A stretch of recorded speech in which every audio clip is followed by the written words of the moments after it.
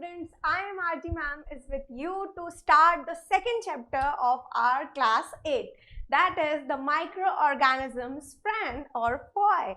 Okay, so I am going to start the lecture number 1 of microorganisms friend or foe.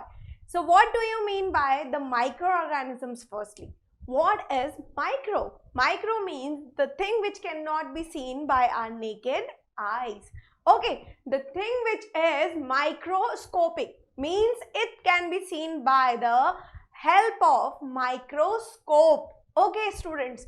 Now, in this chapter, we are going to read about many microscopic organisms that are around us, but we cannot see them. Why we cannot see them? Because they are not visible with our naked eyes. We need a good quality microscope, maybe it be a compound microscope or an electron microscope to see them. Okay, now the question arises, how do they look? So I have the answer to this question in this lecture only. How the structure of the microorganisms has been organized. Do they have the genetic material also? Yes, students, they have the genetic material also. That is the DNA or RNA.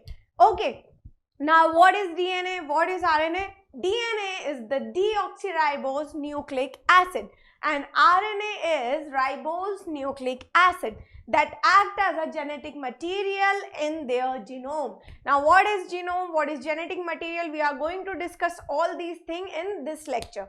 But before this, I want to tell you about what are the microorganisms and what type of microorganisms occurs on the earth. Okay, they reside inside our body also or they are just around us. So this is a great question. So students, they reside in our body also. They reside in plants, in air, in water, in soil. Okay, they are divided into many categories like viruses, bacteria, protozoa, fungi, algae. Okay, so these can be seen only under microscope and each and every microorganism has a basic structure, has a basic function. So the question arises here, are they beneficial for our society or they are just harmful? So students, they are beneficial also and they are harmful also. If we talk about viruses, they are not for benefit because they do not have any kind of benefits in our society. But if we talk about bacteria, bacteria is a microorganism which gives a somewhat benefit also, and some bacteria are those which can destroy a human being also. If you talk about our intestine, some kind of bacteria help in digesting our food. Okay, if you talk about the yogurt, the bacteria lactobacillus is present over there. It helps in improving the digestive system of human being. So it is beneficial for us. But some kind of bacteria causes allergies in our body, they destroy some parts of our body or they cause the harm to our cells also. If we talk about fungi, they are harmful also and they are beneficial also. As you eat mushroom, is it a type of fungi? Yes, students, it is a type of fungi. We eat them, we consume it because it is nutrient rich. But some kind of fungi may destroy the plants also or even our food material also, because in a moisture place they can grow very easily. They can divide their cells very rapidly. If we talk about protozoans, they live in the water bodies. So in this lecture we are going to discuss many microorganisms and we are going to see the structure and the functions related to them. Now the question arises that are these microorganisms responsible for the diseases in the human beings? Yes, students, these microorganisms causes diseases in the human beings. Now how they cause diseases, in which parts they cause diseases, we will study in the upcoming lectures also about this thing. Okay, so let's start first the microorganism friend or a foe. So friend or a foe. They are friend also, they are foe also. So let's start with the content. So what is the content of my lecture today? The content includes the microbes and their study. From where the microbes have came from, who discovered them, and the study of the microbes, that what living characters and what non-living characters do they possess. Can microbes grow? Can microbes replicate? Can microbes respire? All these questions are in your mind now. So I am going to clear all your doubts in this lecture. So let's start with the small video of microbes. So I am going to give you just a small overview or a small introduction through this small video. Now you can see here on our earth 60% are the organisms which are microscopic, because we can see them through microscope only. Okay, now 2 to 3 billion different species of microbes are available in our environment. Are they helpful for us? Yes, students. The microbes are also beneficial for us. How? They fix the nitrogen in the soil. Okay, I talked about the Rhizobium bacteria in the first chapter of agricultural practices. Did you remember that? Now it has been divided into 6 categories. So what are the 6 categories? You can pause the video and you can analyze it. So these are all these. Okay, now if we talk about protozoa, protozoa are the small unicellular organisms living inside the water bodies. Okay, they live inside the water bodies. If we talk about fungi, fungi are the multicellular organisms which causes harm to the plants also, and we eat them also. Example, mushroom on your pizza. If we talk about yeast, they are used in fermentation processes like bread, beer and many more drinks. Okay, now the athlete foods you can see in my bag, it has infection due to microbes. Okay, now if we talk about bacteria, what are bacteria? Bacteria are the small microscopic organisms. They are present in our environment in a great amount. Now, 100 billion bacterial cells are living in our skin cells. Okay, now if your armpits smell, now why they smell? Because of bacteria. Now antibacterial agents or disinfectants are available in the market to kill them. Okay, you can see here in digestive system also bacteria plays a greater role. Okay, the bacteria E. coli is present over there. The insulin can be synthesized by using bacteria. Cheese lovers. Cheese is also the bacterial product, the fermented product. Okay. Now, biogas is being synthesized by the use of bacteria in our environment. The microbes are responsible for the decomposition process. Okay, now in this thing, I am going to tell you about the nitrogen fixation, which is done by the Rhizobium bacteria, which is present inside the soil. It is used for fixing the nitrogen there. It is present in the root nodules of the plants.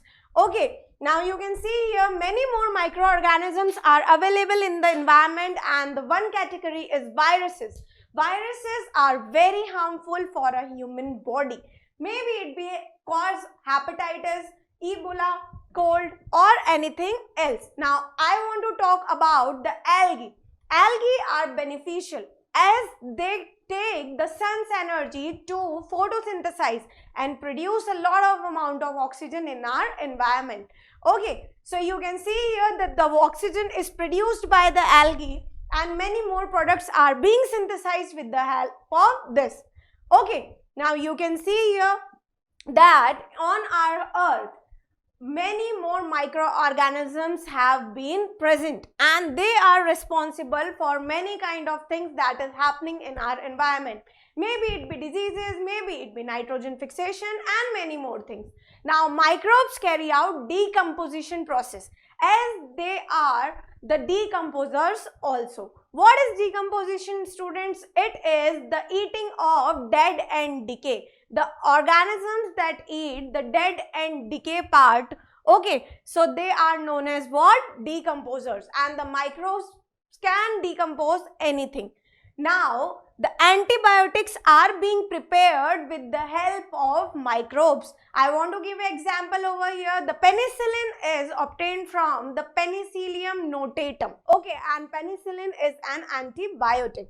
So you can see here that many more microorganisms are available in the environment. They may be harmful also, they may be useful also, depending upon the type of activity and also depending upon the host which they live. So in the next part, we are going to discuss about.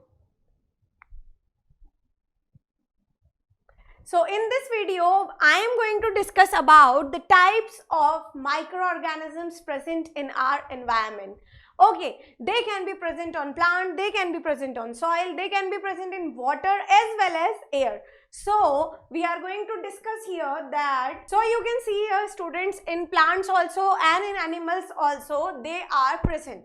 Okay, they are present in soil as well. Okay, so in this video I am going to tell you about the types of microorganisms or the microbes present in our environment. Okay, so you can see here that in soil many types of microbes are present. I told you about Anabaena, I told you about Nostoc and Rhizobium itself. Now they can be present in air, in animals, water, soil and plants as well. Okay, now there is a small activity to recognize that microorganisms can be transformed from one thing to another. So I am taking a beaker in which soil is present and pouring water into it. Now, after some hours, what I will do, I will extract out some part of water from it and make a small slide of it, and I will see it under a microscope. Now, what did I see? I see the microbes which are present inside the water. It is a good example that soil also contains microbes. Now, if you see here that bread has contained the molds, and these molds are because of the presence of the fungus on it. Now, why fungus is present over it? Because it is our environment, and if it gains the moisture condition, then it develops inside it due to the spore formation.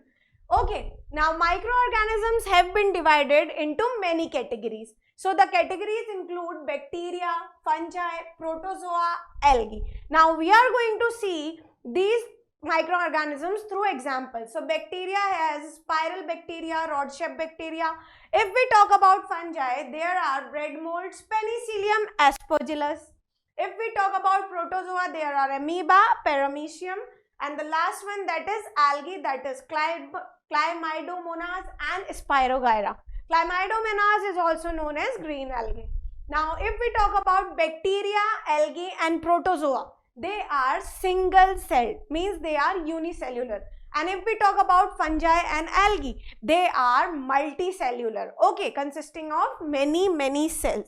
Now, the last category I am going to talk you about is the viruses. That is a threatening to our environment. The bacterium, plant and animal all are threatened by the viruses, because viruses occupies the host body and gets activated into it. Now, how it occupies the host body, how it does get activated, we are going to study all these things in this lecture only. So let's start with the first content, that is about what are the microbes. So we should talk about the history of the microbes first. So what is the history of the microbes, students? First thing is, the study of microorganism is called as microbiology. Okay, so what does a microbiology refers to? First term that is used is micro means small, bios means life, and logos means study. Okay, so it is known as microbiology. The next point that comes is, the microorganisms include bacteria, fungi, viruses, algae, protozoans, etc. Okay. Now next is, these microbes were seen for the first time in 1677 with the help of a simple type of microscope developed by Anton von Leeuwenhoek. A.V. Leeuwenhoek. Okay. Now the next part I am going to tell you about that when the discoveries took place and who discovered it. So first row is about the name of scientist, second is the year, and the contribution to our biology. So first is the Robert Hooke.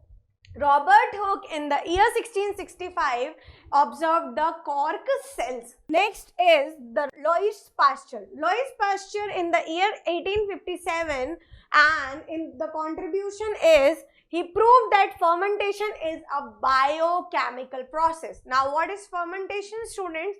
It is just the rotting of something, or you can say the change of the composition of something is known as fermentation. The alcoholic drinks are made by fermenting the grapes. Okay. Next one is Robert Koch. Robert Koch in 1872 discovered bacterium Bacillus anthracis for anthrax diseases. Okay, did you understand this thing? Robert Koch in 1872 discovered bacterium Bacillus anthracis for anthrax diseases. Next, fourth number is Alexander Fleming. Alexander Fleming in 1929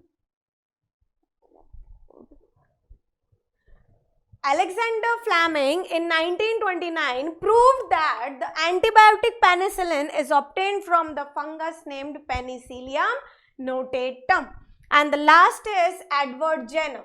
Very importantly, can be asked in your exams also. So mark it as important and put a star mark over here. Edward Jenner in 1798 discovered vaccine for the smallpox. These were the biologists who developed great vaccines for the diseases and researched a lot for the microbiology content. Okay, now the next slide is about the common features of microbes.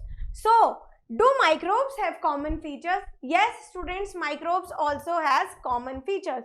So, first feature is they can reproduce independently. Reproduce independently means they have their own genetic material and protein, and because of the presence of genetic material and protein, they can reproduce by themselves. So you can write it over here that they have their own genetic material.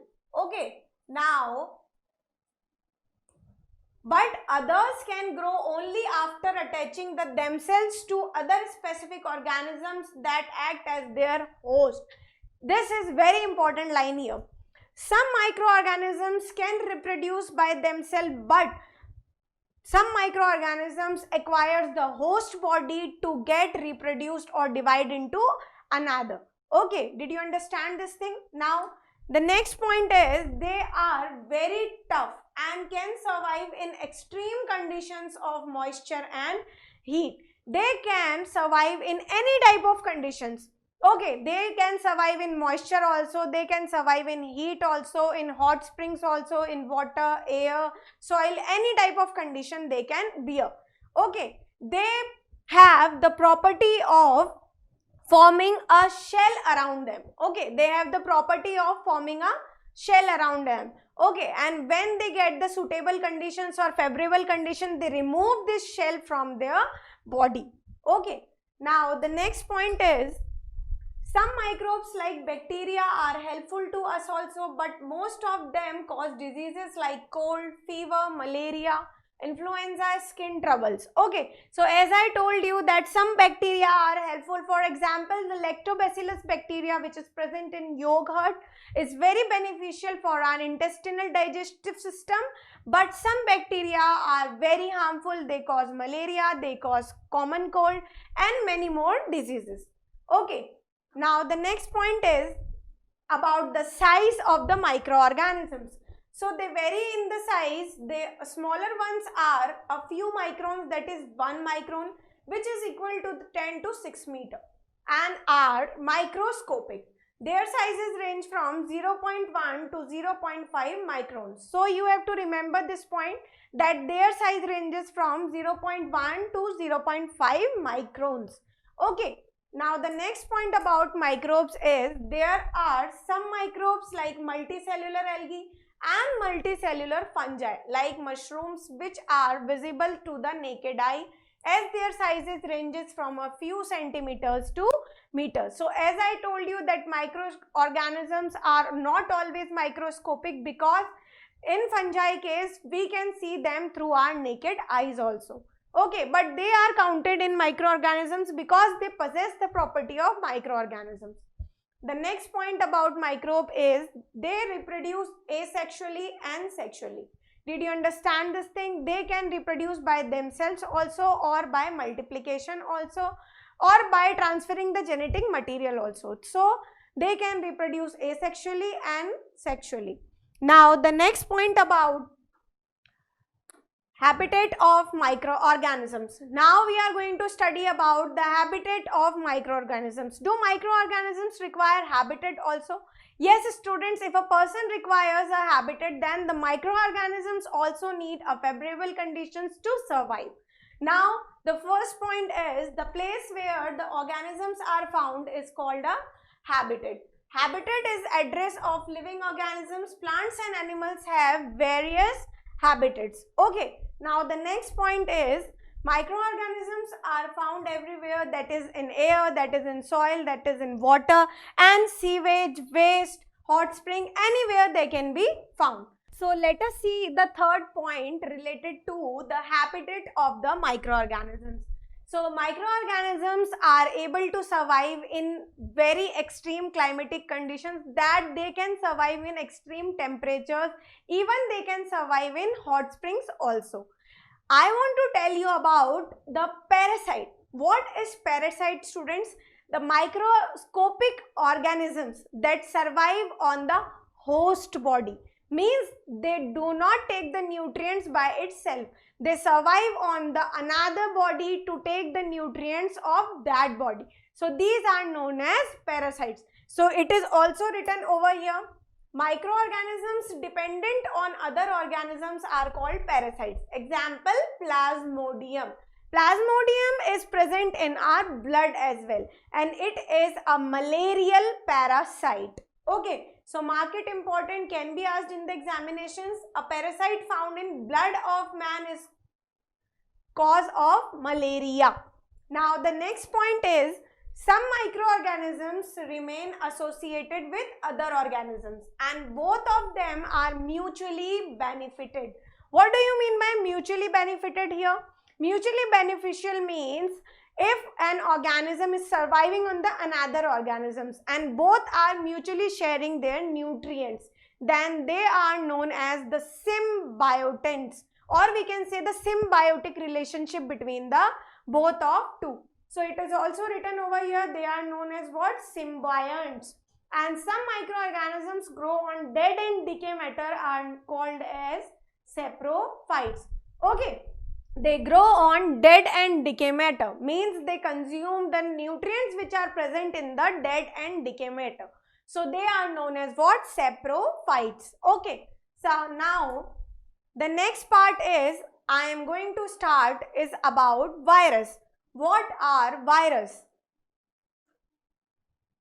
So virus is a small particle composed of two types of substances, that is the protein and the nucleic acid.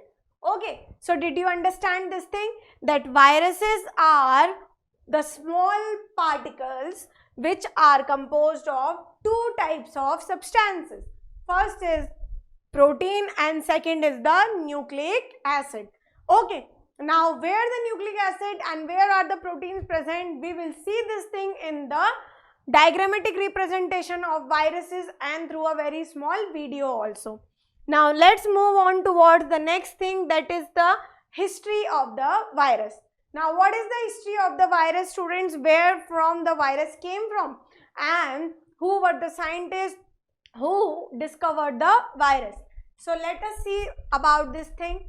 The credit for the discovery of virus goes to the Russian botanist Ivanovsky in 1982, who found the cause of mosaic disease of tobacco. The mosaic disease of tobacco, the leaf mottling or the leaf curling, or you can say that the leaf color were changed, and that was because the disease caused by the virus, the mosaic virus, which caused the mosaic disease of tobacco. Okay, so did you understand this thing? that viruses can cause very harm to a particular plant, even animal, even soil, anything else. Okay, so the credit was given to Ivanovsky. Put a star over here and learn it. Now the next is bacteriophages. Viruses infecting bacteria were discovered by Tuort and Harel in 1915 and in 1917. So bacteriophages are what? Bacteriophage is a virus that eats bacteria. So this question arises here. Viruses can eat bacteria also. Yes, student, they can survive on bacteria body also. So they are known as bacteriophage. Okay. Now let us see some properties about viruses. So viruses are smaller than any known cell. They are so small that they cannot be seen by a light microscope. Okay, so they can be seen only and only by an electron microscope. Next point, to observe viruses, scientists use an electron microscope which magnifies an object to more than 2 lakhs time. Okay, 2 lakhs time. So electron microscope has a very powerful lens to observe any kind of microscopic particle under it. Next is, they do not have a cellular structure like other microorganisms. Did you understand this thing? They do not have a cellular structure. Okay, viruses cannot reproduce by themselves. Very important. They cannot reproduce by themselves. If they want to divide, they have to occupy the host body. Okay, so they respond to change or use energy or grow. So if they want to respond to change or they want to grow, then they use the human body or any other animal body. Okay, this seems to indicate that viruses are not living organisms.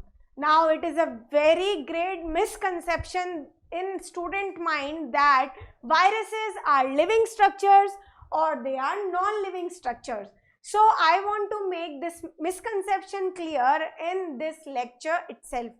So let us talk about the viruses. So viruses enters the living cell of an organism. Say a human is able to reproduce. So as I told that when virus enters a human body, then only it occupies the human body, then only it gets activated. Remember students, viruses are present in inactive form in our environment. If they come inside the human body, they occupy the cell, transfers its genome, and then they keeps on dividing, rupturing the human body cell. Okay, and they keeps on dividing, they do the divisions, and a disease is caused in a human being. So this is how the inactive virus gets active. I will tell you this thing in the further upcoming slides also, that how they get divided. Now they reproduce only inside the host cell. They do not reproduce by themselves. Okay. Now next is, after formation of thousands of viruses, the host cell often dies. The host cell bursts and the new viruses spread and invade the other cells. So this is very important students to understood that viruses are in inactive form.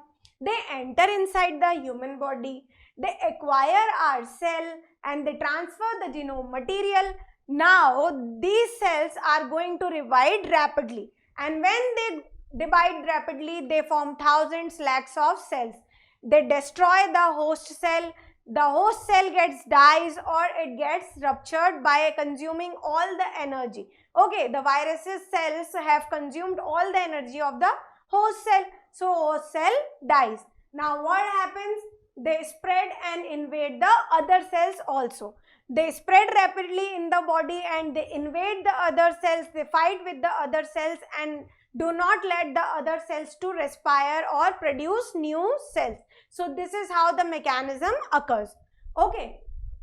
Now the next point is, as large number of host cells die, the person falls ill. This is important. Person only falls ill when large number of host cells die.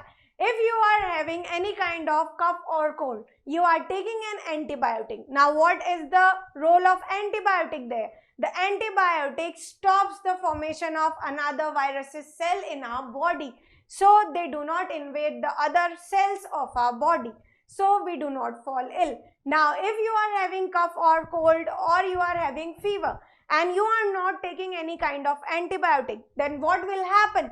This virus cell will repeatedly divide and will invade the cells of our body, and what will happen? We will fall ill. Did you understand this thing? Now the next point is, viruses infect bacteria, plants, animals and humans itself. Now viruses can infect bacteria also, and these type of viruses which infect bacteria are known as bacteriophage. So you can write it over here that these are also known as what? Bacteriophage. And we are going to see the structure and mechanism of bacteriophage in the upcoming slides. Now the next point is, viruses infecting bacteria are called bacteriophage. As I told you, they cause some of the very serious diseases of many important crop plants, animals and humans. They can attack on plants, they can attack on animals, they can attack on humans also. Okay. Now, study of viruses is called what?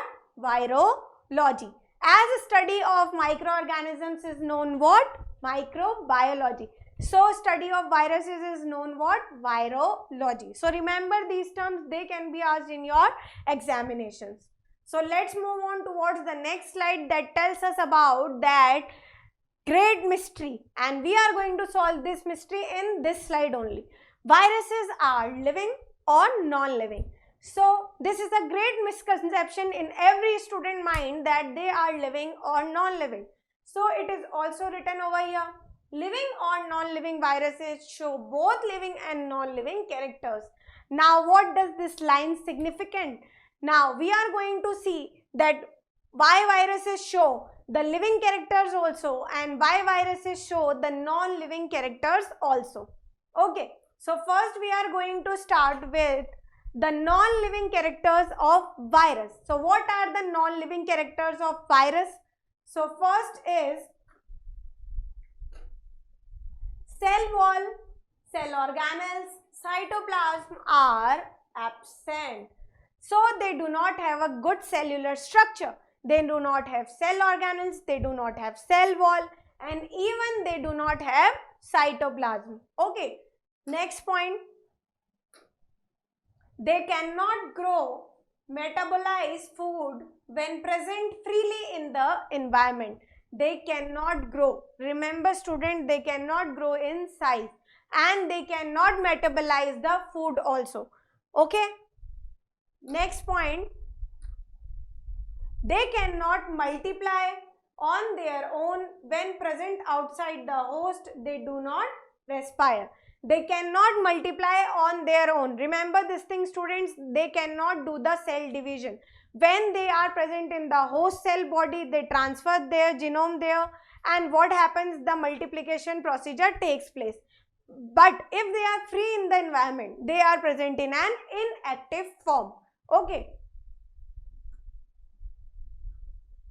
Next point about the non-living character of virus is they can be crystallized and stored for very long time period like other non-living things. They can be stored for very long time period. Okay, they do not get destroyed. Next point is they require a living host cell to perform nearly every biological function necessary for their survival. After coming on the host body, what they do the multiplication process easily. They acquire each and everything which they need to multiply through the host body. Okay, so they fight with the human cell to survive. Okay, because they have become active after entering the host body. Now the next point is The living characters of viruses. What are the living characters of viruses? So the living characters includes they can mutate and change characteristics. Example, infective strength. The infective strength can be changed. Okay, they can mutate also. As I am going to give you a small example over here, coronavirus that you are very familiar with. Coronavirus is getting mutated day by day. So the vaccine cannot be prepared. Vaccine is not prepared because it is getting mutated. Means it is changing its genetic composition. Okay. Now next point is they contain either DNA or RNA as a genetic material. Important line. They contain RNA or DNA as a genetic material. Now the DNA may be single-stranded DNA or double-stranded DNA. And if we talk about RNA, single-stranded RNA may be present in there and double-stranded RNA may be present. Okay. Now depending upon the type of virus. Next point is they respond to heat, chemical and radiations. They respond to heat also, chemical also, radiations. Many viruses are there which cannot survive in the hot, humid environment or even at high temperatures. But there are many viruses also which can survive in the hot springs. Also, they can survive in the very high temperature, extreme conditions. They are transmitted from the diseased host to the healthy ones. This is very important. They are transferred from the diseased host to the healthy ones. Means if you are having any kind of virus inside your body and if you sneeze or you touch or you do anything else, then this virus is going to be spread from one body to another body. Okay. Now the next point is they reproduce inside the host cell and produce copies of themselves. Did you understand this thing? What is going to happen, student, if there is a host body here? Okay, consider it as a host body. Now, this small virus is going to penetrate the cells of the host body. Now, what is going to happen? This virus will transform its genetic material. Okay, the genetic material is going to be transformed inside the host cell, and what is going to happen? The multiplication procedure will take place. Okay, now they show irritability character of only living organisms. They show irritability also. Even at high temperatures they can die. Now the next point is reproduction is very important characteristic of a life. Scientists regard viruses as a link between the living and the non-living. Now, why scientists regard them as a link between the living and the non-living? Because students, they show characters of both things. The living things also and the non-living things also. They show the character of living thing as they can reproduce but on the host body after acquiring the host body only. Okay. Next point is they have been placed on dividing line between the living and the non-living because they can reproduce like living beings but only inside a living cell, not on their own. This is very important, not on their own. They cannot reproduce or divide them or multiply into multiple cells by their own. They need a host body to get divided and to multiply, because they require the nutrients or the things which are present inside the human cell or the animal cell. Okay. Now the next point is their study has become so important and detailed that it is treated as a new branch known as virology. Okay, so the study of the virus is known as virology, and it has become so importantly because the viruses and different types of viruses are coming inside the human societies and they are destroying the human societies rapidly. They are causing the loss of human lives, they are causing the loss of economic status of the countries also, because they are getting spread day by day rapidly, and the vaccines are not available. So if the vaccine is not available, then we cannot stop the virus from spreading in the countries. Okay. Now the next point is about the viral diseases. What are the viral diseases? Viruses reproduce only inside the cells of the host organisms, which may be a plant, an animal, or even a bacterium. So the diseases are caused when the viruses comes on the host body, occupy the cell composition of that host body, destroy the host cell, and divide rapidly, invades the cell of the whole plant, whole animal, or even a bacterium. I told you about the bacteriophage, a virus that kills bacteria. Now how it kills bacteria? We are going to see all these things in the upcoming slides. Okay.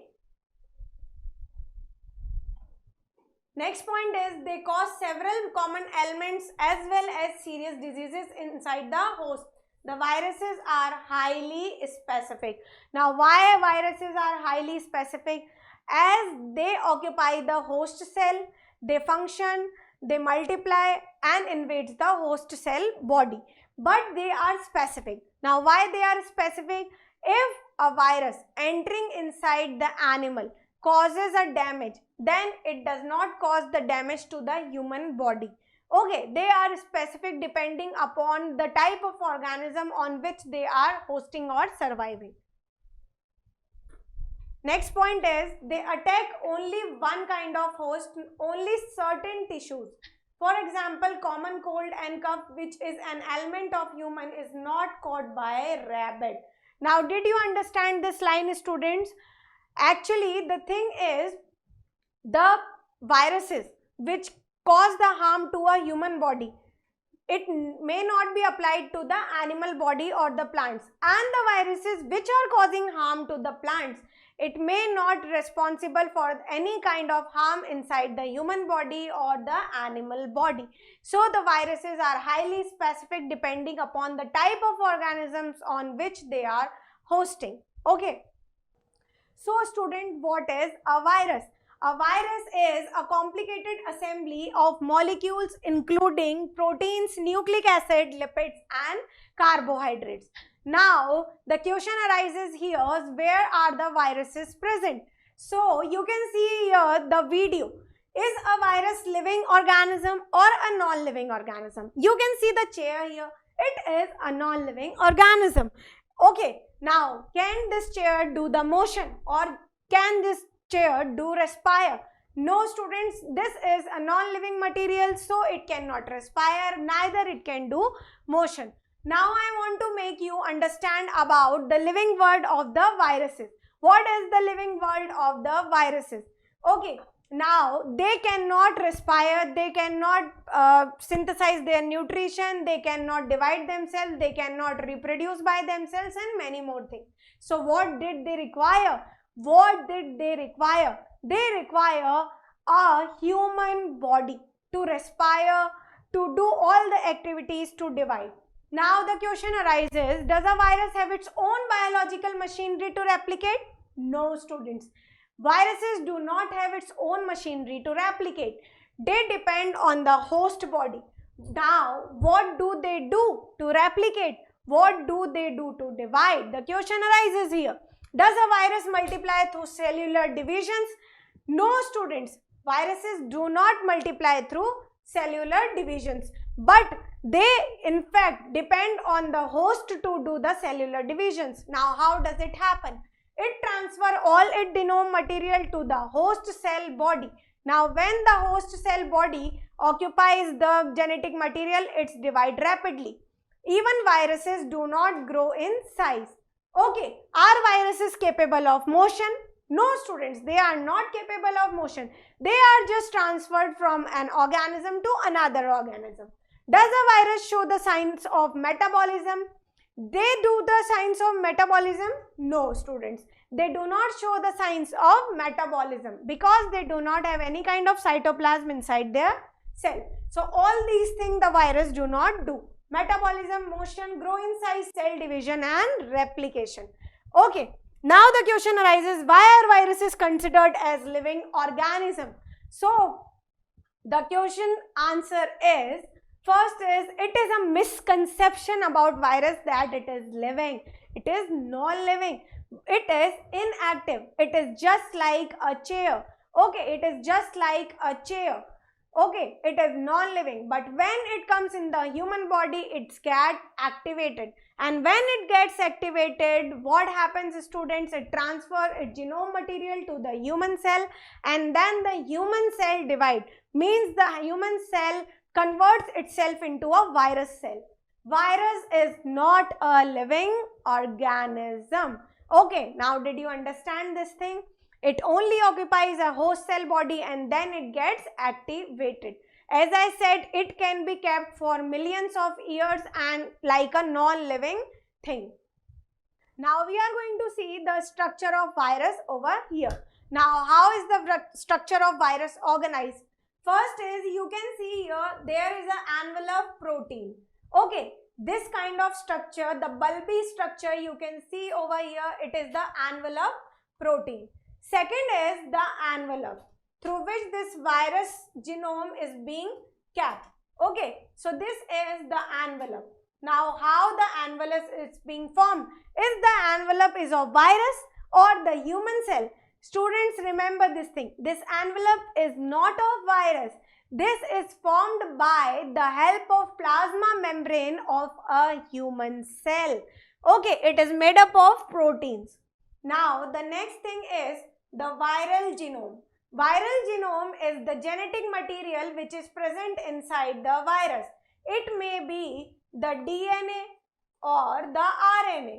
Now DNA may be the single-stranded or double-stranded, and RNA may be double-stranded or single-stranded depending upon the type of virus. Okay, now this is the nucleocapsid. Okay, this nucleocapsid is formed by the various proteins, and this is the protection of the genome material, and the protection layer of the genome material is known as what? Nucleocapsid. And the last part is the viral tegument. This viral tegument is made up of a special type of proteins to protect the whole composition of the virus structure. So you can see here the blue colored mark, the circular structures which are present inside the virus cell are known as what? The virus tegument. Okay, so now you are familiar with the structure of virus. Now I am going to tell you about the bacteriophage structure, which is the next one. The bacteriophage is what? It is the virus which eats the bacteria. Now you can see the structure over here. First is the head of the virus. This part is known as the head of the virus. Okay, it consists of capsid and nucleic acid core that contains the genetic material, the RNA or the DNA. The next part is known as the sheath part. Okay, this part is known as the sheath part through which this DNA and RNA is being transformed to the base part. And the last part is known as the plug and the tail fibers. You can see here, these are the tail fibers.